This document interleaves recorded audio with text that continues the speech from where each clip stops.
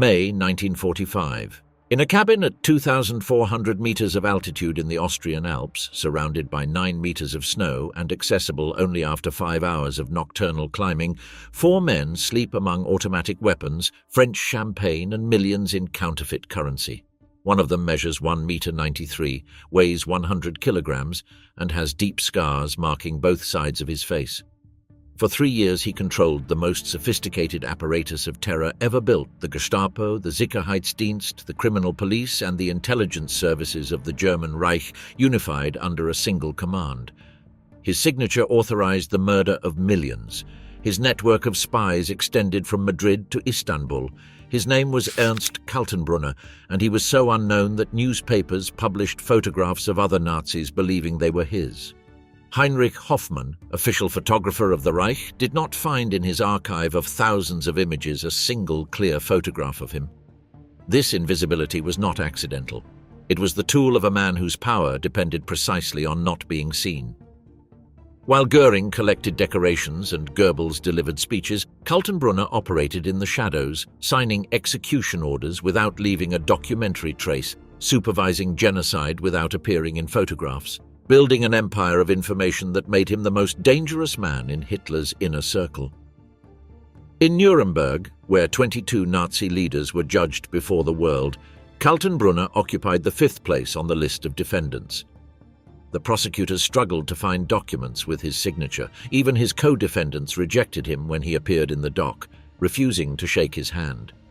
He was the ghost of the Reich, the man who had administered the Holocaust without appearing in photographs, who had sent millions to their deaths while remaining invisible.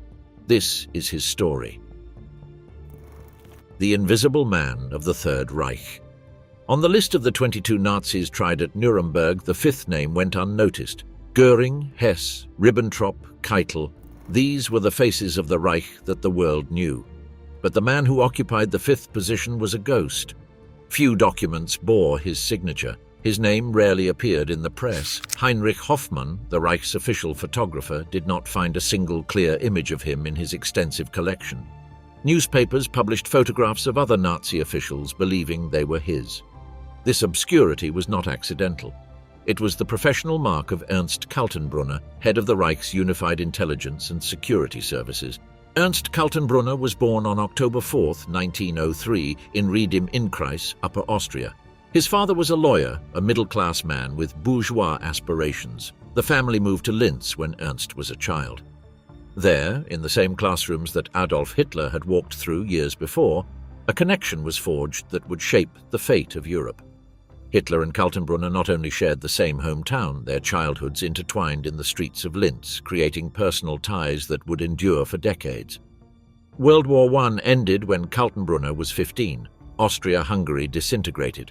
The empire that had dominated Central Europe for centuries was reduced to a small Alpine republic. For many Austrians, especially those of German origin, this defeat was an unbearable humiliation. Kaltenbrunner absorbed that resentment. In 1921, he enrolled at the University of Graz to study law. He was 18 years old and stood 1 meter 93. His imposing physique, combined with an aggressive personality, made him a prominent member of student corporations. These fraternities were not social clubs, they were training grounds for extreme German nationalism. The scars on Kaltenbrunner's face told a story. In the student corporations, the mensur was practiced, ritual duels with sabers that left permanent marks. Kaltenbrunner accumulated deep scars on both sides of his face. They were not symbols of vanity, they were credentials. In the German nationalist culture of the time, these marks identified a man as brave, disciplined, and willing to endure pain. Kaltenbrunner wore his with pride. He graduated in 1926 with a doctorate in law. He established a law office in Linz. Over the next 6 years, he practiced as a lawyer, primarily defending members of the Austrian Nazi Party, then illegal. Austria banned the party in 1933 after the assassination of Chancellor Dollfuss. But the ban only pushed the movement underground. Kaltenbrunner did not limit himself to defending Nazis in court. He was one of them. He had joined the party in 1930 when it was still legal. His membership number was 300,179. In 1934, while Hitler consolidated his power in Germany, Kaltenbrunner was running secret operations in Austria. He organized clandestine cells, coordinated sabotage, recruited sympathizers within the police and army. His law office served as a facade for intelligence activities. Documents, weapons, money. Everything passed through the seemingly respectable offices of Dr. Kaltenbrunner in Linz. The Austrian police arrested him several times. He spent months in pre-trial detention. Each arrest only reinforced his credibility among Austrian Nazis. Each release for lack of evidence demonstrated his ability to operate in the shadows. On March 12, 1938, German troops crossed the Austrian border. There was no resistance. Austria ceased to exist as an independent nation, absorbed into the German Reich. For Kaltenbrunner, the Anschluss represented the culmination of years of clandestine work. His reward was immediate. Heinrich Himmler, Reichsführer of the SS, appointed him SS Brigade Führer and Chief of the SS in Austria. At 34 years old, Kaltenbrunner controlled the security apparatus of an entire annexed nation. He did not waste time. In the following months, Kaltenbrunner established in Austria the same system of terror that the SS had perfected in Germany. Mass arrests of political opponents, Jews forced to clean streets while crowds humiliated them, organizations dissolved, properties confiscated, people disappearing in the middle of the night. The concentration camp system expanded. Mauthausen was built in 1938 near Linz, under Kaltenbrunner's direct supervision. Designed as a Category 3 camp, the most brutal, Mauthausen was intended for prisoners considered irrecoverable. The mortality rate exceeded 50%. Forced labor in the granite quarries killed hundreds each month. Kaltenbrunner personally inspected the facilities, assessed efficiency, and ordered improvements in extermination methods. Ebensee, a subcamp of Mauthausen, was built in 1943. Prisoners dug tunnels in the mountains to install underground armament factories, immune to Allied bombings. The work was grueling. 12-hour shifts, digging rock with inadequate tools without protection from granite dust that destroyed lungs. Malnutrition was systematic. The barracks lacked thermal insulation. Austrian winters killed as many as the labor itself. When prisoners could no longer work, they were sent to the crematorium. Kaltenbrunner visited Ebensee on multiple occasions. He never expressed objections to what he saw. In Austria, Kaltenbrunner was known as the Little Himmler. The nickname was not ironic. It perfectly captured his role. He implemented on a regional scale the policies that Himmler designed at the Reich level. But Kaltenbrunner was not simply an executor. He showed initiative, suggested improvements, experimented with new methods. His ambition was evident. Himmler noticed it. Hitler did too. Rise to absolute power. On May 27, 1942, a Czechoslovak commando attacked Reinhard Heydrich's convertible Mercedes on a curve in Prague. A grenade exploded against the back seat. Fragments of metal and upholstery pierced Heydrich's abdomen. He died 8 days later from sepsis. At 38, Heydrich had been the most dangerous man in the Reich after Hitler. As head of the Reich Main Security Office, the RSHA, he controlled the Gestapo, the Sicherheitsdienst, and the criminal police. His death left a power vacuum that shook the structure of Nazi terror. Hitler took months to appoint a successor. The position required contradictory skills: brutality sufficient to terrorize millions, subtlety to navigate the intrigues of the Nazi leadership, absolute loyalty to Hitler, and enough independence to make decisions without constant consultation. Himmler evaluated candidates. He considered promoting from within the RSHA Arthur Neber, head of the Kripo, Heinrich Müller of the Gestapo, Otto Ohlendorf of the SD. Each had flaws. Neber was competent but unreliable, secretly involved in anti-Hitler conspiracies that would eventually lead to his execution. Müller was loyal but lacked strategic vision, an efficient policeman with no capacity for large political maneuvers. Ohlendorf was brilliant but too intellectual, little respected by field operatives who considered his sociological analyses irrelevant to the dirty work. On January 30, 1943, Hitler announced the appointment. Ernst Kaltenbrunner assumed leadership of the RSHA. The decision surprised many within the Nazi apparatus. Kaltenbrunner was relatively unknown outside Austria. He had no experience in intelligence operations on a Reich-wide scale. His credentials were mainly regional. He had been Austria's Little Himmler, building the terror system in the territories annexed after the Anschluss. But Hitler saw qualities that others overlooked. Kaltenbrunner was from Linz, like him. They shared the formative experience of growing up in pre-World War I Austria, that Austria of Germanic resentments and frustrated imperial dreams. They had played in the same childhood streets. This personal connection generated a trust that Hitler never granted to Heinrich. Brilliant but ethically flexible, an opportunist who served Hitler more out of ambition than conviction. Kaltenbrunner arrived in Berlin in February 1943. The RSHA offices occupied several buildings on Prince Albrechtstrasse, an address that had become synonymous with terror throughout occupied Europe. From there, the apparatus that kept the Reich running through systematic fear was coordinated. The structure was complex but efficient. 7 Ämter offices, each with specific functions that intertwined to create an omnipresent network of surveillance and repression. Amt 1 handled personnel and administration, the bureaucratic pulse of terror. Amt 2 managed economic and legal affairs, providing a facade of legitimacy for mass crimes. Amt 3, under Otto Ohlendorf, was the internal SD, political surveillance within Germany, monitoring public morale, identifying potential dissidents, and infiltrating religious and social organizations. Amt 4, led by Heinrich Himmler, was the Gestapo, the secret police with unlimited powers of arrest and detention. Müller, known as Gestapo Müller to distinguish him from other Nazi officials with the same surname, had been a career policeman in Bavaria before Nazism. He was a meticulous bureaucrat who kept detailed records of every arrest, every interrogation, every execution. His office processed thousands of cases daily. Arrests for listening to foreign radio, detentions for jokes about Hitler, summary executions of forced laborers who tried to escape. Müller operated without sentimentality or ideology, applying terror as an administrative tool. Kaltenbrunner trusted him precisely for this professional coldness. Amt 5 was the criminal police, Kriminalpolizei, investigating common crimes but also controlling asocials and other undesirable groups. Under Nazism, the distinction between political and common crime was deliberately blurred. Thieves, prostitutes, vagrants, alcoholics, all were classified as antisocial elements and sent to concentration camps alongside political opponents. This fusion served multiple purposes. It filled the camps with slave labor, created an atmosphere of total surveillance where any deviation from social norms could result in arrest, and fed the genocidal industrial machinery with additional victims. Amt 6, Foreign Intelligence, spied on foreign governments and organized covert operations beyond German borders.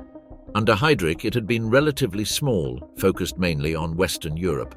Kaltenbrunner expanded it aggressively, making it the center of his ambitions. Amt 7 handled ideological research and documentation, compiling massive files on enemies of the Reich, real or imagined. This office maintained dossiers on millions of people: Jews, communists, Freemasons, homosexuals, religious dissidents. The files contained genealogies, photographs, addresses, associations, and fabricated criminal records. This information fed deportation lists, identified targets for preventive arrests, and provided manufactured evidence for sham trials. But the crown jewel was something new.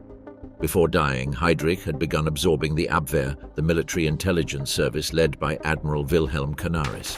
For years, Heinrich had maneuvered to subordinate the Abwehr to the RSHA, accusing it of incompetence, intelligence leaks to the Allies, and suspected treason. The rivalry between intelligence services was fierce. Canaris, an old-school aristocrat, despised Nazi upstarts like Heinrich. Heinrich, ambitious and ruthless, saw Canaris as an obstacle to the total consolidation of intelligence power. When Kaltenbrunner assumed office, the process was advanced but incomplete. It took him 18 months to finish it. The campaign against Canaris was methodical. First, Kaltenbrunner documented all the Abwehr's failures: captured agents, exposed operations, faulty intelligence that had cost German lives. He compiled a dossier of hundreds of pages demonstrating systematic incompetence. Second, he infiltrated Canaris's organization with RSHA agents loyal to him, creating a spy network within the military intelligence service itself. These moles reported every movement of Canaris, every private conversation, every suspicious contact. Third, he connected the Abwehr to the July 20th, 1944, conspiracy against Hitler. Although Canaris did not participate directly in the assassination attempt, several of his subordinates were deeply involved. This connection was sufficient.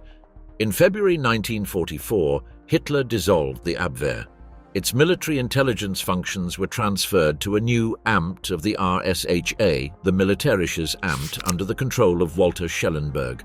Overnight, thousands of Abwehr officers found themselves working for Kaltenbrunner.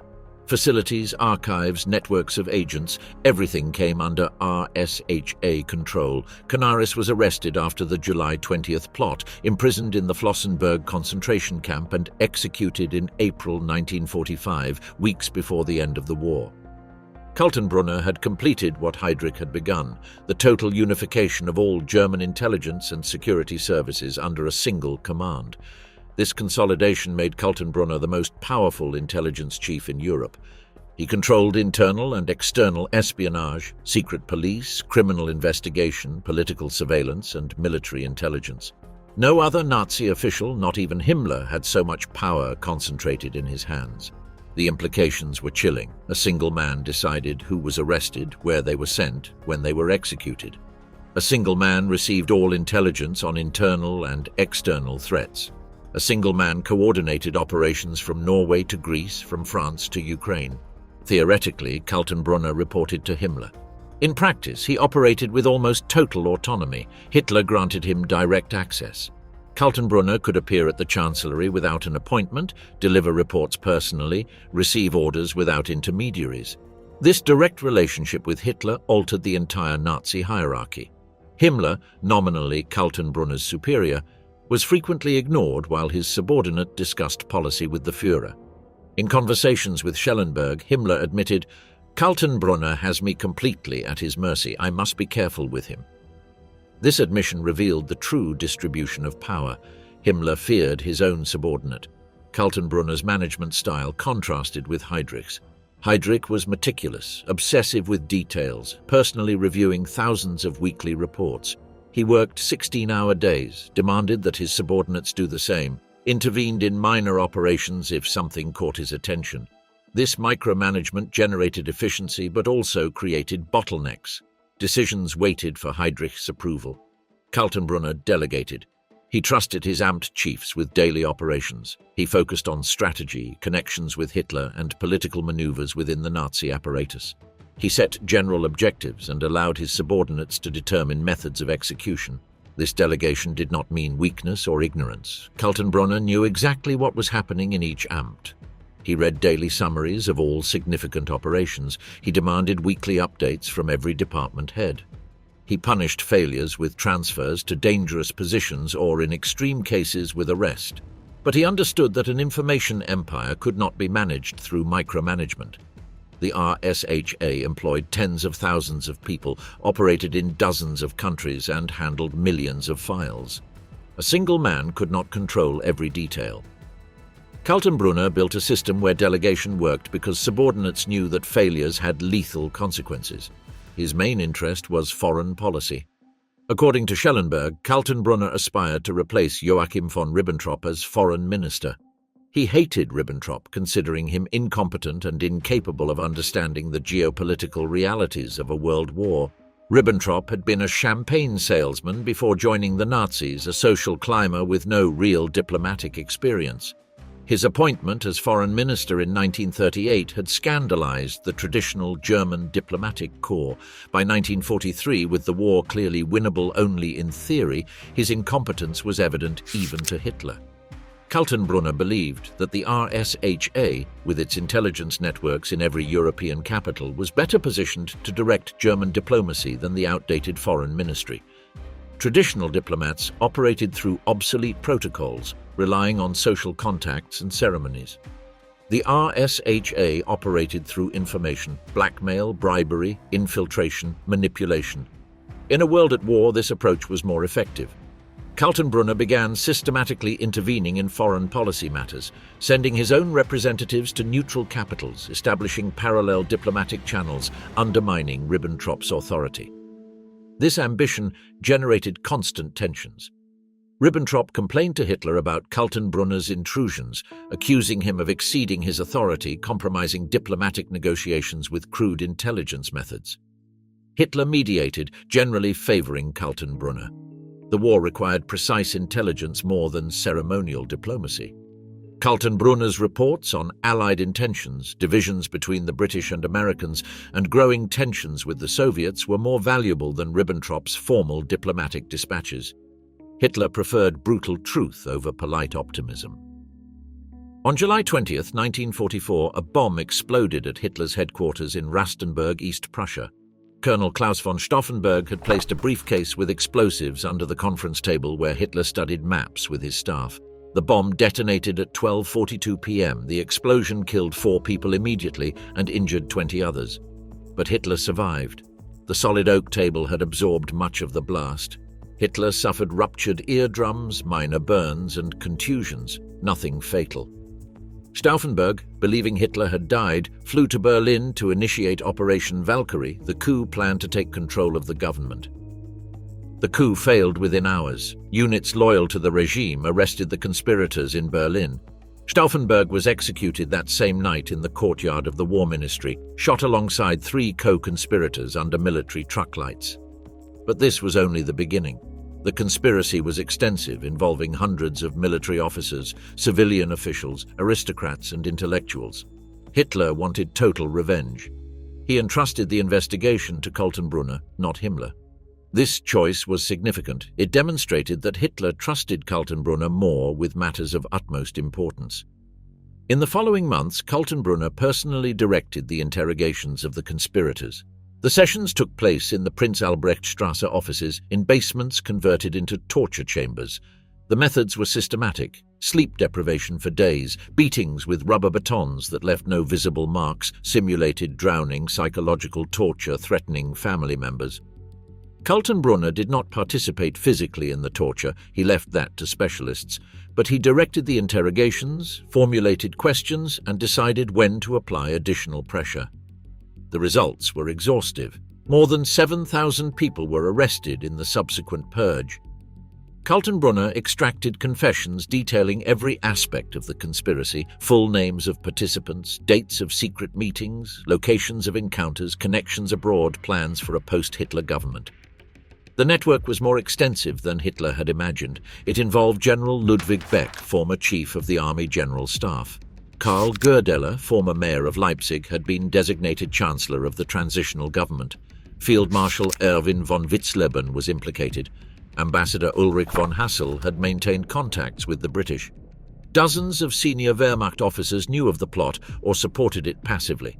The trials began in August before the People's Court, presided over by Roland Freisler, a fanatical Nazi judge known for shouting at defendants and publicly humiliating them. The sessions were filmed by Hitler's order, who watched them repeatedly in his private cinema. The accused were systematically humiliated, without effective lawyers, without the right to present evidence, without any real opportunity for defense.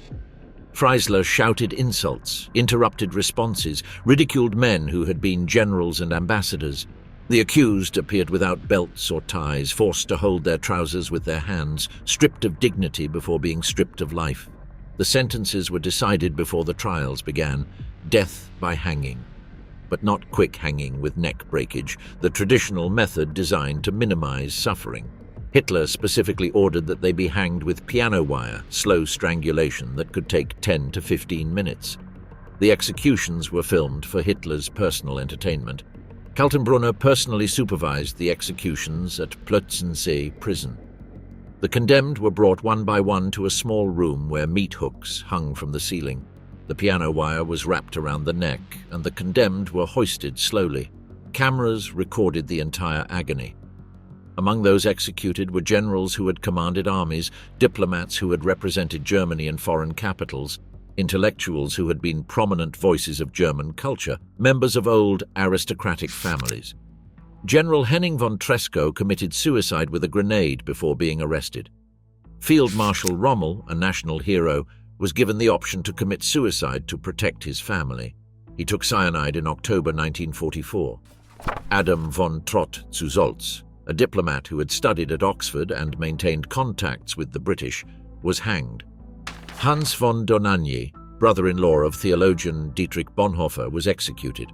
Admiral Canaris, although not directly involved in the assassination attempt, was executed in April 1945 for his connection to conspirators. More than 200 were hanged between August 1944 and April 1945, a purge that decapitated internal opposition to Nazism.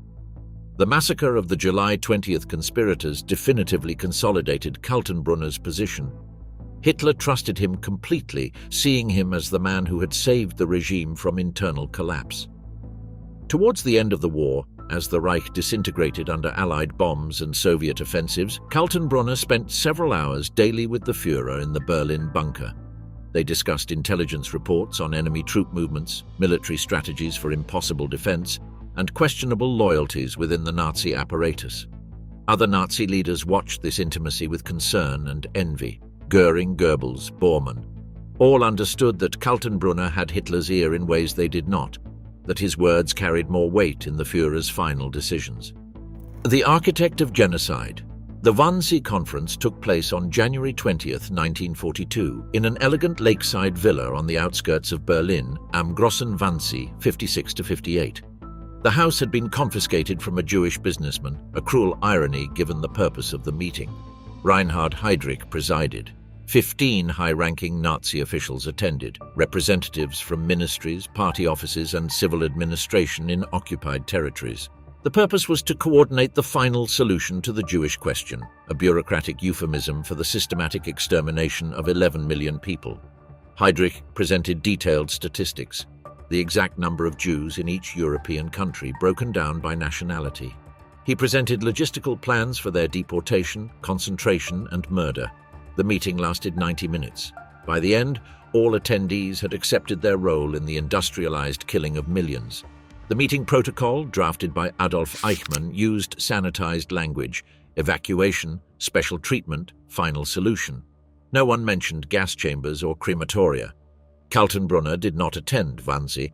In January 1942, he was still in Austria, consolidating his control over the regional security apparatus.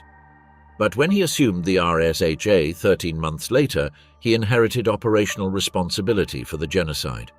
The extermination machinery was already running at full capacity. The camps in Poland operated according to established schedules. Auschwitz-Birkenau, Treblinka, Sobibor, Belzec, Chelmno, Majdanek. Trains arrived daily, loaded with Jews from across Europe. The process was efficient, refined through months of trial and error, selection on the ramp, gas chambers disguised as showers, crematoria operating 24 hours a day. In the summer of 1943, at the peak of operations, Auschwitz was murdering 10,000 people per day. The crematorium ovens could not process so many corpses. Bodies were burned in open pits, smoke visible for kilometers. Kaltenbrunner regularly visited Mauthausen during his time in Austria, before assuming the RSHA Mauthausen was his creation in many ways. Established in 1938 near Linz after the Anschluss, it was designed as a Category 3 camp, the most brutal in the system. Prisoners worked in granite quarries, climbing and descending 186 steps carved into rock, known as the Stairway of Death, carrying 50-kilogram stones on their backs. SS guards bet on how many prisoners would survive the day. Those who collapsed were beaten to death or thrown from the edge of the quarry. The mortality rate at Mauthausen exceeded 50%. It was not a labor camp, it was an extermination camp through work. As head of the RSHA, Kaltenbrunner supervised the entire concentration camp system. This responsibility was shared with Oswald Pohl, head of the SS Wirtschaftsverwaltungshauptamt, the SS economic office that managed the logistical and financial aspects of the camps. But the division of responsibilities was artificial. Kaltenbrunner decided who was sent to the camps through arrest orders issued by the Gestapo. He decided which prisoners were transferred between camps. He approved executions of prisoners deemed particularly dangerous. Administrative records show his direct involvement, approval of budgets for the construction of new gas chambers, authorizations for orders of Zyklon B, the poisonous gas used at Auschwitz, transfer orders for thousands of prisoners. His signature appeared on documents related to Sonderbehandlung, special treatment, the bureaucratic euphemism for execution. These documents listed prisoners' names, identification numbers, and reasons for special treatment. The reasons were often absurd: hostile attitude, insubordination, attempted escape, suspicion of sabotage. In reality, They were administrative death sentences with no trial, no defense, no appeal. Kaltenbrunner signed dozens of these orders weekly.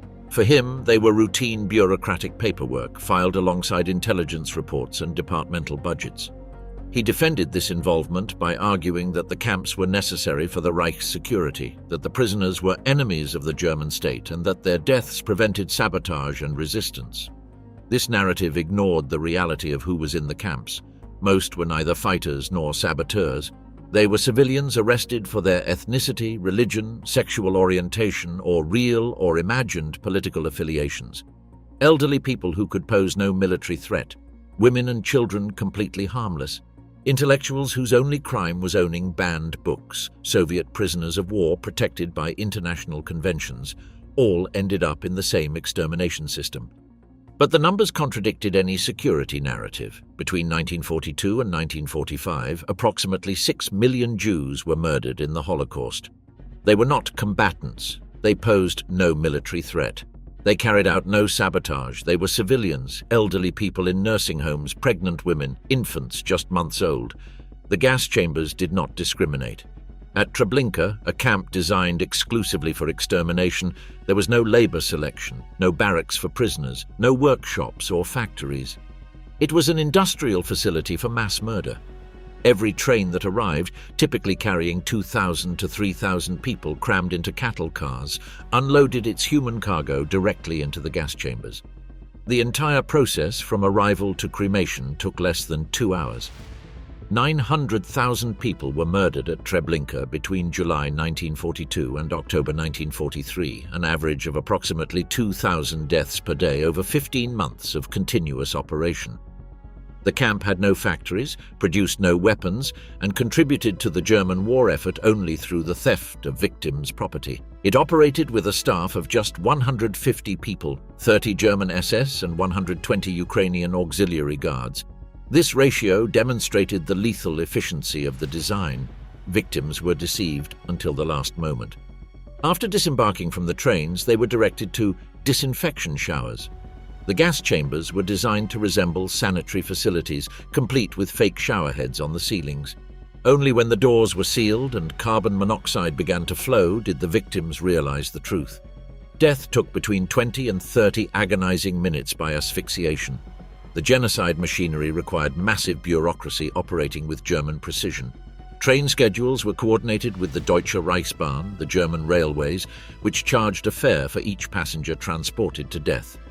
4 pfennigs per kilometer for adults, 2 pfennigs for children under 10, free for children under 4. Groups of more than 400 people received a 50% discount. Jews paid for their own transport to extermination, money confiscated by the Gestapo before deportation. Constant provision of Zyklon B, the poisonous gas used at Auschwitz and other camps, was supplied by 2 German companies, Degesch and Tesch and Stabenow, which billed regularly for massive deliveries. Maintenance of crematoria, repair of ovens operating continuously, burning bodies day and night. Disposal of ashes, which were scattered in rivers used as fertilizer or simply piled into grey mountains near the crematoria. Processing of confiscated property, clothing was sorted and sent to Germany for distribution among civilians, jewelry was sold to finance SS operations, gold teeth were extracted from corpses and melted into ingots. Operation Action Reinhardt, the code name for the extermination of Polish Jews, generated massive profits for the SS. Tons of gold, diamonds and foreign currency were confiscated. All of this passed through the offices of the RSHA. Weekly reports summarized productivity, number of people executed per camp, amount of property processed, logistical problems encountered, solutions implemented. Kaltenbrunner received these reports on his desk at Prince Albrechtstrasse. He read them, sometimes annotating the margins with instructions or questions. He made decisions based on them. Allocation of resources, personnel transfers, approval of expansions of extermination facilities. At Nuremberg, facing charges of crimes against humanity, Kaltenbrunner denied any knowledge of the Holocaust. He claimed never to have visited an extermination camp. He insisted that his work was limited to intelligence and counterintelligence, that the administration of the camps was Oswald Pohl's responsibility, not his, and that he had no direct responsibility for extermination policies. The documents presented by the prosecution proved otherwise. His signature appeared on specific execution orders. Internal RSHA memoranda showed his involvement in decisions regarding the camps. Witnesses confirmed his presence at Mauthausen during extermination operations. Wilhelm Höttl, one of his subordinates in Amt 6, testified that Kaltenbrunner had mentioned specific figures for Jews killed, approximately 4 million in extermination camps, plus 2 million more by Einsatzgruppen, mobile death squads operating in occupied Soviet territories. Discretionary power over individual executions through special treatment orders. He could have intervened to save lives if he chose. Some Nazi officials did so. Oskar Schindler saved over 1,000 Jews. Albert Göring, Hermann's brother, helped dozens escape. Kaltenbrunner never used his power to save anyone. On the contrary, he consistently used it to accelerate extermination.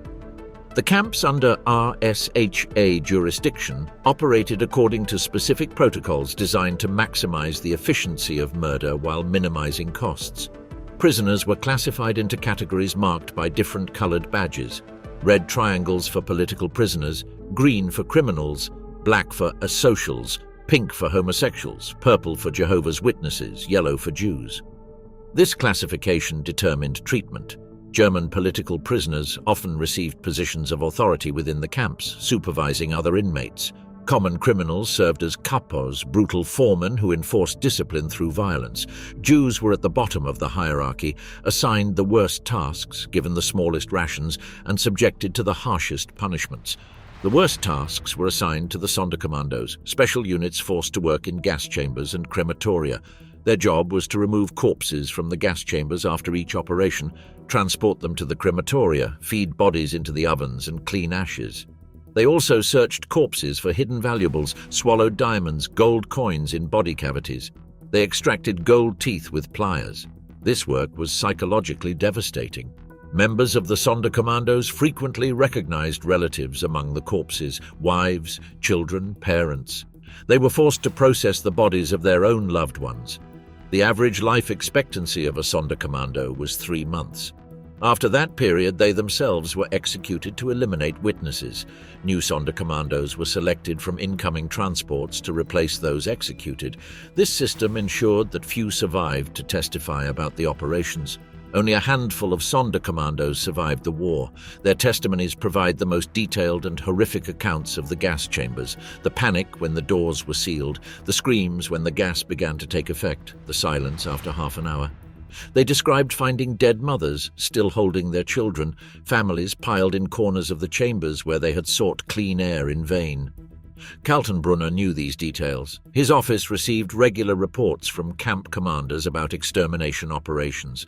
Rudolf Höss, commandant of Auschwitz, reported directly to the RSHA on gas chamber efficiency, crematorium capacity, and technical problems with equipment. In his testimony at Nuremberg before his own execution, Höss described conversations with RSHA officials about extermination methods, discussions on efficiency, and comparisons between different poisonous gases. Initially, Auschwitz used carbon monoxide, as in Treblinka, but it was slow and inefficient.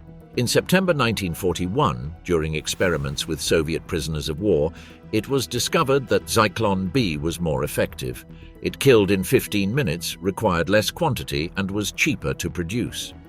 The RSHA approved the change after reviewing reports on the experiments. Kaltenbrunner's involvement also included decisions about medical experiments conducted in concentration camps without the consent of subjects. SS doctors carried out human experimentation allegedly to benefit the German war effort, hypothermia tests by immersing prisoners in icy water to determine how long downed German pilots could survive in the North Sea, injections of tropical diseases to test anti-malarial drugs, mass sterilizations through radiation or chemical injections aiming for inexpensive methods to sterilize entire Slavic populations, and altitude experiments placing prisoners in low-pressure chambers to simulate high altitudes. These experiments required RSHA approval because they used concentration camp prisoners as subjects. Kaltenbrunner signed authorizations allowing doctors such as Josef Mengele at Auschwitz and Sigmund Rasche at Dachau to carry out their research. The subjects of these experiments rarely survived. Hypothermia experiments killed approximately 80% of the subjects through shock or cardiac arrest. Altitude experiments caused massive embolisms when chambers were depressurized too quickly. Sterilization experiments left survivors with massive internal burns from radiation or peritonitis from injections. Mengele conducted particularly grotesque experiments on twins, attempting to uncover secrets of multiple pregnancies to increase German birth rates. He dissected living twins, injected chemicals into their eyes trying to change their color, and amputated limbs without anesthesia. Kaltenbrunner's defense argued that these experiments were the decision of individual doctors, that he had merely authorized the use of prisoners but had not specified what would be done to them. This distinction is morally irrelevant. Authorizing the use of human beings for experimentation without consent is direct participation in crimes, regardless of which specific experiments were carried out. Moreover, the distinction was factually false. Documents showed that Kaltenbrunner received detailed reports on experiment results, asked questions about methodology, and suggested additional lines of research. The Intelligence Network. Walter Schellenberg headed Amt 6, the RSHA's Foreign Intelligence Service. Under Heinrich, Amt 6 had been a relatively small operation focused on Western Europe and Scandinavia. Kaltenbrunner expanded it aggressively. By 1944, Amt 6 had stations in every European capital, networks of informants in neutral countries, agents embedded in Allied governments. The absorption of the Abwehr in 1944 multiplied these resources. Suddenly, the RSHA controlled not only political espionage but also military intelligence, troop movements, orders of battle, operational plans. Schellenberg was the kind of subordinate Kaltenbrunner distrusted. Young, ambitious, educated, fluent in several languages, he had traveled extensively before the war and maintained contacts in international circles. These qualities made him valuable as a head of intelligence but dangerous as a potential rival. Kaltenbrunner watched him constantly. Schellenberg, aware of this distrust, cultivated direct relations with Himmler, trying to create a protective counterbalance. This triangulation generated constant tension among the three men. Amt 6 operated from headquarters on Berkaya Strasse. Its operations covered multiple fronts simultaneously. In Spain, agents embedded in the British embassy photographed diplomatic documents. In Sweden, a network of informants monitored communications between the Western Allies and the Norwegian resistance. In Turkey, Istanbul served as a neutral meeting point where German and British agents played intricate games of disinformation and recruitment. In Switzerland, German officers established contacts with American representatives, exploring possibilities for separate peace. One of the most successful operations was Operation Bernhard. Under Kaltenbrunner's direct supervision, the RSHA established a secret counterfeiting operation at Sachsenhausen concentration camp. Prisoners skilled in printing, engraving, and chemistry were selected to produce counterfeit British pounds of perfect quality.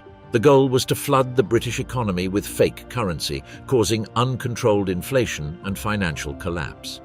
Between 1942 and 1945, the operation produced approximately £9 million in counterfeit notes. These notes were so good that British banks could not distinguish them from genuine ones. Many circulated on the market for years after the war. Kaltenbrunner also used Operation Bernhard to finance intelligence operations. The counterfeit bills paid informants, bribed officials, and bought influence in neutral countries. In 1944, as the Reich's resources dwindled, this source of unlimited funding allowed Amt 6 to maintain operations that would otherwise have collapsed. The counterfeiting was not limited to pounds. US dollars were also produced, although in smaller quantities and with lower quality. Amt 6 under Kaltenbrunner also developed sabotage operations. Otto Skorzeny, an SS officer famous for rescuing Mussolini in 1943, led special units dedicated to high-risk missions. In September 1944, during Operation Market Garden, Skorzeny's teams, dressed in Allied uniforms, infiltrated British lines, cut communications, changed road signs, and created chaos in the rear. In December 1944, during the Battle of the Bulge, Operation Greif sent German commandos disguised as US soldiers behind Allied lines. They captured prisoners, spread false rumors about German objectives, and assassinated US officers. These operations were technically war crimes. International law prohibited combatants disguised in enemy uniforms. Soldiers captured under these conditions could be executed immediately. Kaltenbrunner knew this. He approved these operations precisely because they created terror disproportionate to their military effectiveness. A single sabotage team could immobilize entire divisions, forcing them to check identities, establish changing passwords, and distrust their own troops. But Kaltenbrunner's largest intelligence project was something different. Starting in 1943, he began working with a group of Austrian officers from the former Abwehr on an extraordinarily ambitious plan to establish an independent Austria that would serve as a buffer state between Nazi Germany and the Soviet Union, recognized and protected by the Western powers. This plan involved Wilhelm Höttl, Wilhelm Warneck, Werner Goetsch, and other intellectuals from Amt 6 who had concluded early that Germany would lose the war. The group argued that the Western Allies would not want a strong Soviet presence in Austria. An independent Austria, anti-communist but not Nazi, could be acceptable to the United States and Great Britain. Kaltenbrunner gave tacit consent to these maneuvers. He could not participate openly without betraying Hitler, but he allowed his subordinates to explore contacts. In 1944, attempts to contact Major Christie in Britain via letters failed. An opportunity to communicate with the US legation in Belgrade was lost when the city fell to the Red Army. In March 1945, with the war clearly lost, Höttl traveled to Switzerland. There, with the help of Polish Count Potocki and Prince Alois Auersperg, he contacted US representatives. Alan Dulles, director of the OSS in Europe, heard the proposal. The Americans expressed interest in Kaltenbrunner's attitude toward an independent Austria. Höttl returned with encouraging information. Washington did not want dominant Soviet influence in Austria. The proposal for a provisional Austrian government had potential. The National Redoubt. In early 1945, as Allied armies converged on Germany from the east and west, a disturbing rumor began to circulate. Nazi leaders, facing inevitable defeat, were preparing a final redoubt in the Austrian Alps. From this natural fortress, defended by the highest mountains in Central Europe, the SS and party fanatics would descend like wolves to attack the occupying Allied forces. Resistance could last for years, fueled by weapons and supply caches hidden in mountain tunnels, sustained by a civilian population loyal to the Reich. This national redoubt was not entirely mythical. The Allies had reason to believe it. Reconnaissance photographs showed bunker construction in the mountains south of Salzburg. Interrogations of German prisoners indicated movement of party officials and SS units toward the Alps. Sepp Dietrich's 6th SS Panzer Army, one of the Reich's most fanatical formations, was retreating toward Austria. Captured documents mentioned preparations for prolonged guerrilla operations. General Walter Badel-Smith, Eisenhower's chief of staff, declared, "We had every reason to believe that the Nazis intended to make their last stand among the cliffs." Allied intelligence identified the area around Alt-Ossi in the Totesgebirge Mountains as the likely center of the redoubt. This region had obvious strategic advantages: extremely mountainous terrain accessible only by a few narrow roads, salt mines that could serve as underground depots, a predominantly German-Austrian population with Nazi sympathies. On May 3, 1945, the 81st Infantry Division of the US Third Army was ordered to withdraw from its encounter with Soviet troops in Steyr to positions approximately 60 kilometers north of the redoubt area. The war in Europe was ending, but the threat of the redoubt remained. US commanders did not know whether they would face fanatical resistance that could cost thousands of additional lives. In this situation, information arrived that August Eigruber, Gauleiter of Upper Austria, had passed through the village of Worsdorf heading toward Gmunden on Lake Traun. Gmunden was in the foothills of the Redoubt Mountains. But there was more. Along with Eigruber, Ernst Kaltenbrunner and Robert Ley, leader of the German Labour Front, had also passed through the area. The three were heading for the heart of the Salzkammergut, the mountainous region stretching from Attersee through St. Wolfgang and Bad Ischl to Bad Aussee. On May 5th, as they advanced toward the redoubt area, CIC agents found a concrete manifestation of Kaltenbrunner's work, the Ebensee concentration camp. It was part of the Mauthausen extermination system that Kaltenbrunner had helped build when he was Austria's Little Himmler. Ebensee seemed even more horrifying than Dachau. Bodies that one would never have believed could still be alive wandered around, covered in sores and lice. The filth was indescribable. Adjacent to the crematorium were rooms stacked with naked, curled bodies, lime thrown over them to combat the stench and vermin. The surplus bodies that could not be handled in the crematorium were transported on carts to another part of the compound, where they were thrown into open pits filled with chemical solution. Worse still was the hospital, where the dying and sick had been crowded for experimentation before being taken to the crematorium. There were no beds, inmates lay on shelves covered with dirty rags, groups of 2 or 3 huddled together like mice to keep warm. When the US soldiers entered, the prisoners reached out their hands and begged for food. When told there was none, that US medical and military personnel would arrive immediately, they collapsed and sobbed, "We have waited for you 4, 5, 6 years. Now you come empty-handed." The next day, May 6th, the search for Kaltenbrunner intensified. In Bad Ischl, former summer residence of Emperor Franz Joseph, informants reported that Kaltenbrunner and his wife were in Strobel, a town 10 kilometers west. The information came from a Wehrmacht lieutenant who belonged to the Austrian Freedom Movement, a clandestine organization that had arisen in opposition to the Nazis. The lieutenant offered to lead US agents to Strobel with his interpreter, a German soldier, and have a second car with other members of the movement following them. The road to Strobel was congested with remnants of the 6th SS Panzer Army retreating from the Soviets. The Wehrmacht uniform of the Austrian lieutenant allowed them to pass without issue. The war had effectively ended, and most of the SS, like the Wehrmacht, were happy to cease fighting. It was mainly fanatics and underground resistance that were the concern now. In Strobel, the mayor admitted in a trembling voice that the Kaltenbrunner group had been staying at an estate on the outskirts of the village. Several men dressed in civilian clothes followed but did not stop the agents when they walked toward the house. There they were met by a large blonde woman of approximately 38 years, who immediately was recognized as Mrs. Ernst Kaltenbrunner. With her were her 3 young children, but not her husband. When informed that she was under arrest for interrogation, several men in the civilian bodyguard group finally spoke. Their leader, in perfect English, explained that he and his men had been personally instructed by General Kaltenbrunner to safeguard Mrs. Kaltenbrunner and the children. However, only the day before, he had heard on the radio that General Eisenhower had ordered all civilians to turn in their weapons to local mayors, and he had told his men to comply. Therefore, they had no means to carry out their assigned mission. It was evident that the will to resist was gone. Interrogated at the 81st Division command post in Vöcklabruck, Mrs. Kaltenbrunner acknowledged that her husband had been with her at the Strobel estate as recently as May 3rd.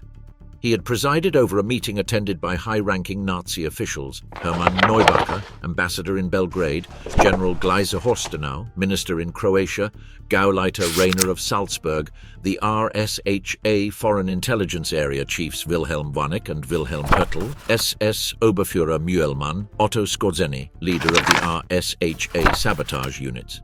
Kaltenbrunner, she said, knew the Alt-Aussee area well from summer visits he had made when he was Austria's little Himmler. She described him as 43 years old, 1.93 meters tall, weighing 100 kilograms, powerfully built with dark features and deep scars on both sides of his face. The capture. May 9th was Victory in Europe Day. The war had officially ended. But Ernst Kaltenbrunner remained free, hiding somewhere in the Todesgebirge mountains. CYC agents established their base in Alt-Aussee, a village of 4,000 inhabitants at the end of a winding mountain road, the last village on the ascent of the Todesgebirge. Nestled on the western shore of Lake Alt-Aussee, it looked across the deep, cold lake toward the Trisselwand Peak to the east and over the Loser Alm on the northern shore toward the snow-capped summit of the Todesgebirge range. Alt-Aussee was for Viennese what Lake Tahoe was for Californians. 3 Gauleiters had their summer homes there: Konrad Henlein, Hugo Jury, August Eigruber. Prince Chlodwig Hohenlohe Schillingsfürst, the largest landowner in the Salzkammergut, was born and lived there. Hohenlohe, who had lived a decade in New York with his American wife, made transparent attempts to ingratiate himself with the Americans. He secured lodging for the agents at the Hotel Eibel and offices in one of his villas down the street. He invited them for tea and apologized for his poor hospitality, saying the Nazis made him live in his barn. A network of informants was established from the white list of anti-Nazis and the most knowledgeable and trustworthy members of the freedom movement. The latter group was headed by Johann Brandauer, the mayor's assistant. Rumors proliferated that Kaltenbrunner, Ley, Eigruber, Kreisleiter, Stichnot of Gmunden and large groups of SS troops and senior SS officers were hiding in the recesses of the Todesgebirge. From May 9th to 11th, they worked 16 or 18 hours a day trying to obtain any clue about Kaltenbrunner's whereabouts. The most important contact was Albrecht Geiswinkler, a British agent who had been parachuted into the area on April 20th. A native of Bad Aussee, he had been recruited into the Wehrmacht, deserted in France, delivering a Nazi supply train to the French resistance. And when the Third Army liberated Alsace, he had surrendered to the Americans. The Americans handed him over to the British, who had been assigned the Aussee area for future occupation. Geiswinkler had discovered that Wilhelm Warneck, head of the RSHA intelligence section for Southeast Europe, was operating a wireless transmitting station in Villa Kerry, located on a hill on the outskirts of Alt-Aussee. Working with Warneck were his deputy Wilhelm Höttl, Werner Goetsch, who had previously held Warneck's position and now acted as a kind of chief ideologist of the RSHA, and several other Nazi officials. Thanks to Geiswinkler's prior effective work, the agents were able to arrest this group, seal their headquarters in Villa Kerry, and shut down their transmitter operation. They did not yet know that this was the central communications hub for the national redoubt and Kaltenbrunner's only link to the outside world. Its importance and the feverish activities of the Goetsch-Warneck group during the previous month were revealed only later after detailed interrogations.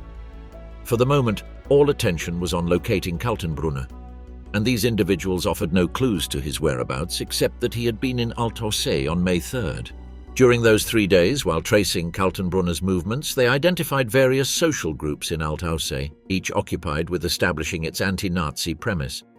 There was the artists group, including film actors Ernst von Klipstein and Lotte Koch, Viennese theatre star Unterkirchner, the elderly composer Wolf Ferrari, the sensational pianist-composer conductor Peter Kreuder, self-described as the Cole Porter of Germany, composer and conductor Nico Dostal, Austrian tenor and film actor Johannes Hiesters, and many members of the Vienna Symphony Orchestra. More intriguing from the CIC's perspective was the group of old German nobility, including Countess Platen and Herbert von Hindenburg, the Field Marshal's nephew, because living with them was a certain Jean Schills, a Dutch intelligence man claiming to have been a member of the anti-Nazi resistance and a Norman Bailey Stewart. Schills provided several false leads about supposed V3 weapons nearby in an area occupied by Russians, and generally seemed intent on provoking incidents between Russians and Americans. One day, Schills came to the office to offer information on the whereabouts of Gauleiter Eigruber and brought Bailey Stewart as his interpreter.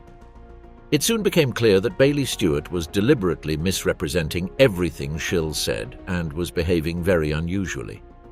About 35 years old and extraordinarily handsome, he displayed his impatience with the tedium of the matter at hand. When interrogated alone, he turned out to be the famous Officer in the Tower from England in the 1930s, eager to tell the world the sequel to those early espionage activities, his work for the Nazis in the recently ended war. But the most promising group of people in Alt-Aussee included Countess Gisela von Westarp, Iris Scheidler, and Dr. Rudolf Praxmara. Gisela von Westarp was Kaltenbrunner's mistress. A pretty 22-year-old blonde with blue eyes, lively and extremely intelligent, she had been working at Himmler's headquarters in Berlin when Kaltenbrunner arrived from Vienna in early 1943 to take over the RSHA. On March 12, 1945, she gave birth to twins, Ursula and Wolfgang, in a stable in Alt-Aussee. One of the twins' godfathers was Hitler's personal physician Dr. Karl Brandt. Iris Scheidler was the wife of Arthur Scheidler, formerly Heydrich's aide and now Kaltenbrunner's. She was 30 years old, an attractive brunette from society, apparently determined to enjoy herself. She and Gisela were good friends with many in Hitler's inner circle, especially Heinrich Hoffmann, the Reich photographer who had introduced Eva Braun to Hitler, Eva Braun herself, Baldur von Schirach, leader of the Hitler Youth and later Gauleiter of Vienna, and Hermann Fegelein, the SS general who acted as liaison officer between Hitler and Himmler. Dr. Rudolf Praxmara had once been Iris's husband, and they still felt great affection for each other. He had been a classmate and friend of Kaltenbrunner at the University of Graz and later became a prominent physician in Vienna. Now he was head of the SS hospitals and military commander of Alt-Ossi. He was approximately 50 years old, with a genial personality and a reputation as a great athlete. But informants from the freedom movement within the SS hospitals provided an accusation against him signed by members of his own staff. The accusation read in part, "Up until 2 days before the entry of the US task force into Alt-Ossi, Prax Marat maintained active association with the hound Kaltenbrunner. He has not been afraid to harbor him in the hospital and provide medicines, food, and weapons. Weapons were loaded into a car at night to help Kaltenbrunner escape to the mountains. Prax Marat, before the Americans arrived, attempted to coerce several patients into the Kaltenbrunner Kampfgruppe with the purpose of organizing a final resistance in the mountains. He also attempted to recruit 100 men from Georg Geiswinkler for the same purpose. Under the pretext of angina, he escorted to the safety of his hospital Kaltenbrunner's Gestapo chief in Vienna, SS Brigadier General Huber. Finally, on the morning of May 11th, they received their first solid piece of information on the location of Kaltenbrunner's hideout. Johann Brandauer reported that the Alt-Ossi forest ranger, a member of the freedom movement, had seen General Kaltenbrunner, Scheidler, and 2 SS guards 5 days earlier at a cabin called Wildensee Hütte high in the Todesgebirge. Although the lead was 5 days old, it had the merit of coming from a reliable source. Brandauer was one of the closest and most trustworthy collaborators. Brandauer brought not 2 but 4 Austrian guides, all former Wehrmacht soldiers. They said it would take 5 hours to reach the cabin. There would still be 6 to 9 meters of snow on the ground and no cover except snowdrifts in the last 4 kilometers of the path to the cabin. They would have to leave before midnight to arrive under the cover of darkness while the snow crust was still firm. The plan was sensible. The CIC agent would dress in Austrian attire, lederhosen, jacket and Alpine hat with shoes fitted with spikes. He would approach the cabin alone. The Austrians were unwilling to come within 500 meters. He would go unarmed to avoid attracting fire or arousing suspicion. He would pose as a passerby crossing the mountains on the way to Stirling in the next valley. There were many Wehrmacht deserters and fleeing Nazis whose safest and quickest mode of travel was on foot over the mountains. This sensible plan was executed clumsily because Major Pearson, the task force commander, insisted on sending a squad of his soldiers. The arguments achieved at least the compromise that the CIC agent would have authority to use the infantry squad in any manner he deemed appropriate. He ordered them to stay well back and to remain under cover and out of sight while approaching the cabin. That afternoon, Gisela was sent for. She was extremely anxious to find out what information they had about Kaltenbrunner. She was told they had a few leads and was asked to write a note urging him to accompany the bearer to secure custody with the Americans rather than be captured and probably killed by the Russians. After a moment of thought, she complied. Later that afternoon, they were visited by several delegations from the Gisela Iris group, all fishing for information. Iris was apparently more concerned about the safety of her husband, Arthur Scheidler. Although she was due to have a baby in 6 weeks, she insisted on being allowed to accompany any patrol that might go into the mountains after him, arguing that if she were present, the Kaltenbrunner group would not open fire. Thinking she might be useful in this way, she was told she could come, but then she backed out. That night at 11:30 p.m., the patrol gathered at the CIC office for the final briefing. The infantry soldiers, although they had volunteered for this mission, had some doubts about the plan as outlined, particularly about being guided by former German soldiers. They wanted it made clear that if the guides made a single misstep, they would be dead ducks. Having survived the war, they did not want to die with peace and home in sight. As they set out at midnight, the squad of soldiers, loaded with rifles, hand grenades and ammunition, made as much noise as a company of tanks rolling through the streets. It would be obvious to the townspeople that a patrol was departing. They marched past the Hotel C, where one of Prax Marat's SS hospitals was quartered, past Fischendorf along the shore of Lake Alt-Ossi, and then began to climb. There were unexpected obstacles. Trees felled by heavy snow avalanches lay across the path, and the pedestrian bridge over the Stammen Creek had been washed away in the spring floods. Up through the woods, up past the tree line, they wound their way like a snake along the forked trail. The infantry, burdened with weapons and without spiked shoes, slowed them, and it soon became clear they could not keep their schedule. 3 of the soldiers, injured from falls, were left along the path. By 5 a.m., as day began to touch the sky, they finally reached a snow-covered pass from which, through binoculars, they could see the Wildensee Hütte. It lay across a large expanse of exposed slope downward and then upward along a long bare ridge just below the crest. However, they decided to proceed directly in full view, rather than take a circular route to gain cover behind protruding rocks. It was getting late. Everyone was completely exhausted from breaking through the crust up to their calves at every step, and the cabin appeared completely deserted. Behind a snow ridge about 300 meters from the cabin, they left the 4 Austrian guides and what remained of the infantry squad and worked their way around to the blind west side of the cabin, using any available cover. Laughing at himself for being so cautious in approaching an apparently deserted cabin, he heard a bird call signal to the right. No, it was a bird, apparently as lonely as he felt. The cabin, he could see, was a typical Alpine hut, 2 rooms, a wooden shelter, a porch facing down the slope in the direction they had come from. The shutters were tightly closed, no smoke rose from the chimney, no fresh tracks were visible in the snow. He walked up to the porch and knocked on the door. There was no response. He tried the door and found it locked, but then a drowsy moan came from the room on the left. He knocked sharply on the window shutter. Someone got out of bed and crossed the room. The shutter opened, revealing a rough-looking man of about 35 years, not Kaltenbrunner. "Was Sushen?" he asked. He spoke German with a distinctly American accent, saying he was cold and wanted to come in. But he clearly had no intention of inviting him inside, so the agent went straight to the point and handed him Gisella's note for Kaltenbrunner. The man read it carefully, but then said he did not know these people, that he was merely a passerby on his way to Bad Ischl.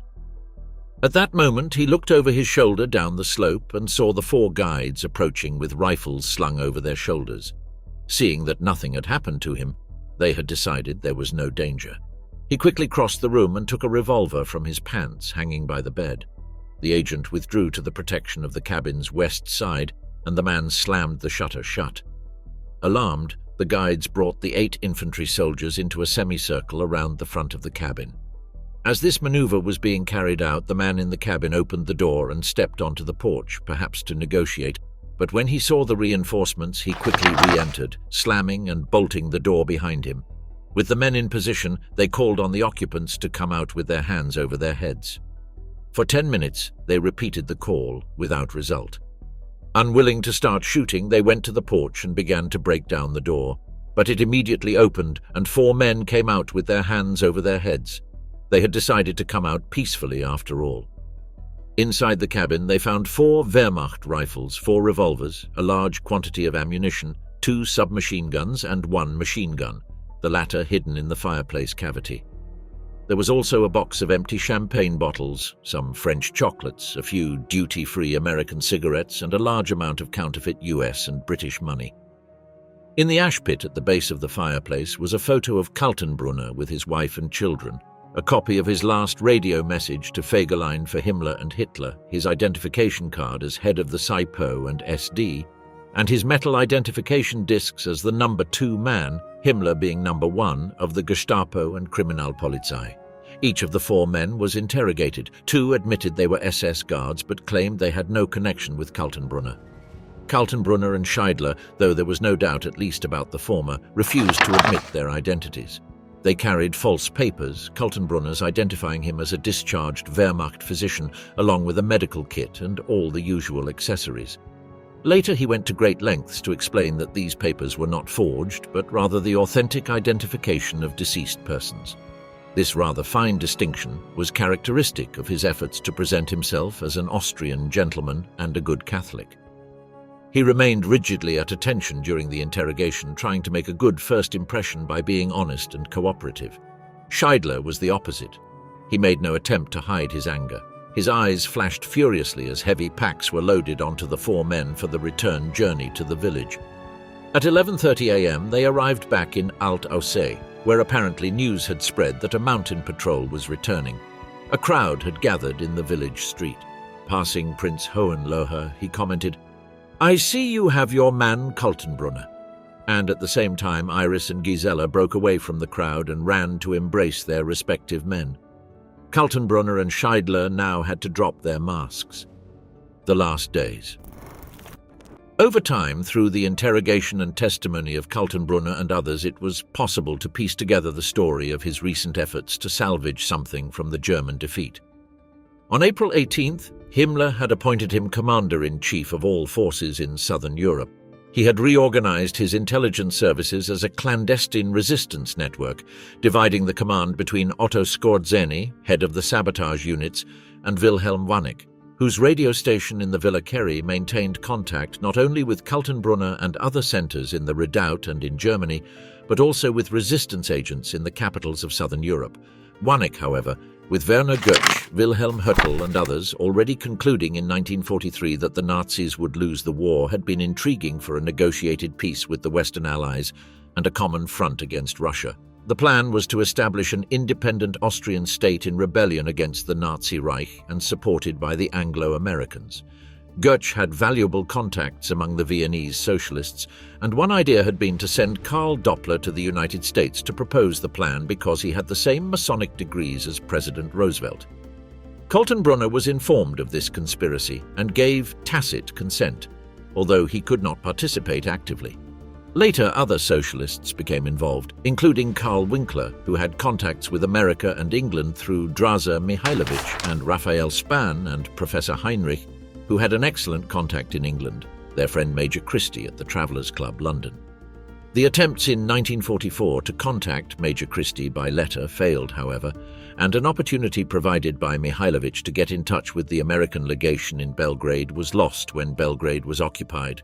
Finally, in March 1945, according to interrogation reports, Hertel went to Switzerland with the Polish Count Potocki, with whose help and that of Prince Alois Auersperg, former Abwehr officer implicated in the attempt of July 20, 1944 on Hitler's life, he was able to get in touch with Mr. Schulze-Geiwernitz, a member of the American embassy, and through him with Alan Dulles. Through Auersperg and a Dr. Kurt Grimm, representative of the Austrian freedom movement, Hertel also had contact with a Mr. Leslie of an Allied commission in Bern. The Americans, he was told, did not want a strong Russian influence in Austria and were particularly interested in Kaltenbrunner's attitude toward an independent Austrian state. With this information, Hertel, Wanek and Goetsch were able to urge Kaltenbrunner to establish an Austrian government rival to the one sponsored by the Russians in Vienna, which the Western Allies refused in April to recognize. Kaltenbrunner held 2 meetings with members of this Free Austria group: Neubacher, Gleis-Horstenau, Mühlmann, Heiler, Pschickrel, Hertel, Goetsch and Wanek, at which a provisional cabinet was discussed, and it was decided that Kaltenbrunner, in accordance with American wishes, should be an advisor. Now having full powers in southern Europe, Kaltenbrunner was in an excellent position to use his reorganized intelligence services as a bargaining counter with the Allies. On April 26th in Strobel, Hertel reported to Kaltenbrunner, Gleis-Horstenau, Neubacher, Mühlmann, Wanek and Goetsch on the results of a second visit to Switzerland. It was agreed at that time to try to arrange a meeting between Alan Dulles and Kaltenbrunner in Feldkirch in Austria near the Swiss border. During the following days, Kaltenbrunner met with Field Marshal Kesselring and Lieutenant General Winter at Königssee about the project. But the sands were running out. The war was coming to an unexpectedly rapid end. Kaltenbrunner could not continue the political exit much longer. Facing capture as Russian and American troops closed in, he withdrew to Altaussee to bid farewell to Gisela, and from there, with his 2 SS guards and his adjutant Scheidler, made the ascent to the mountain hideout among the snow-covered crags of the Totes-Gebirge. Briefly interrogated by the 85th CIC in Altaussee before being sent on to the 3rd Army and the 12th Army Group, Kaltenbrunner said that he had intended to come down from his retreat after things had quieted, and on the basis of the clandestine forces under his command, his Free Austria project and his knowledge of Bolshevism, come to terms with the Western Allies. If there is one man in Europe who knows Bolshevism, it is I. Gisela and Iris were allowed a final tearful farewell before sending the 2 men on to higher headquarters. There was a plan in the works that never materialized to have Kaltenbrunner speaking with General Eisenhower and then issuing a statement calling on the underground resistance to end all resistance. During subsequent interrogations, Kaltenbrunner remained very cooperative, determined to establish his alibi. In the Third Army, he said that with Hitler's consent, he began in 1945 to use the Foreign Intelligence Service to counteract the pernicious influence of Ribbentrop and find a political way out. He wrote a letter to his wife, Liesl, clearly designed for American eyes. "My own fate lies in the hands of God. I am content that I never separated myself from him. I cannot believe that I am considered responsible for the mistakes of our leaders, because in the short time of my activity I have striven greatly for a reasonable attitude, both internally and externally. They should have paid more attention to my words. We have no property worth mentioning. Perhaps the only resource for you will be my small stamp collection. Was it not my duty to open the door to socialism and freedom as we imagined and desired? I have not lost hope that the truth will be discovered and a just legal decision." But he never denied his positive relationship with Hitler, one seemingly bordering on adoration. His subordinate Wilhelm Hertel said of him that he was fascinated by Hitler, believed in him without reservation. He believed he had a mission to serve Hitler with all his RSHA. He came to believe that Hitler was the man sent by God. This developed into a mania. In July, Kaltenbrunner was sent to the British interrogation centre 020 on the outskirts of London. There, at a time when the horrors of the concentration camps were coming to light, he was taken as the first prisoner who had played a significant and responsible role in the extermination program. He was subjected to third-degree treatment. The result was that from then on he not only did not cooperate but refused even to admit that he had any responsibility in the Nazi system. He refused to admit that he knew men who had been his closest associates. He denied ever having been near a concentration camp. He refused to admit that he signed orders incarcerating people in concentration camps. In short, from that moment, he denied any connection with Nazi crimes or the people responsible for such crimes. He was taken to Nuremberg for trial in handcuffs, the only one of the 21 principal defendants treated this way. In November, 2 weeks before the scheduled opening of the trial, a security plan was established. American military commanders were anxious about lone assassins, and Robert Ley had managed to commit suicide despite elaborate supposed precautions. Kaltenbrunner appeared emaciated and pale. He clearly showed the effects of what had happened since May 12th. He gave no indication of wanting to remember. It seemed as if he had hypnotized himself into a state of complete forgetfulness. Only when Gisella's name was mentioned did he nod and ask several questions about her and the twins. But that was all. On the opening day of the trial, to everyone's great disappointment, Kaltenbrunner was not in the defendant's dock. He had suffered a cerebral hemorrhage the night before. 3 weeks passed before he was well enough to make his statement. "I do not believe I made myself guilty in the sense of the accusation." On December 10th, he was present in the scene described in the press release from the Public Relations Office of the International Military Tribunal. Ernst Kaltenbrunner received a cold welcome from his co-defendants when he made his initial appearance at the trial on Monday afternoon. Upon entering the defendant's dock just before the afternoon session began, no welcoming hands were offered to greet him. When he offered to shake hands with some of the defendants, there was notable reticence on their part. Taking his seat in the dock between Wilhelm Keitel and Alfred Rosenberg, he attempted to converse with his neighbors with little success. When approached by his own defense attorney, Kaltenbrunner extended his hand. His lawyer, however, with studied casualness, had clasped his hands behind his back. He walked alongside Kaltenbrunner during the recess that afternoon. He recognized the agent and signaled that he wanted to speak. That was not allowed. That day he had received by mail a note from Gisela for him, a youthful love note telling him that his heart should never grow cold, that she was thinking of him and would always love him. He delivered it to Kaufmann, Kaltenbrunner's defense attorney. The AP correspondent Daniel Deleuze, however, who was speaking with Kaufmann at that time, appropriated it and wrote a story about it. Presumably, Kaltenbrunner never discovered that Gisela was keeping the hearth fires burning. Later that week, Kaltenbrunner suffered a recurrence of the cerebral hemorrhage and was unable to return to the dock until January. But he survived through the entire trial, only to be hanged on October 15, 1946, along with 11 of his co-defendants.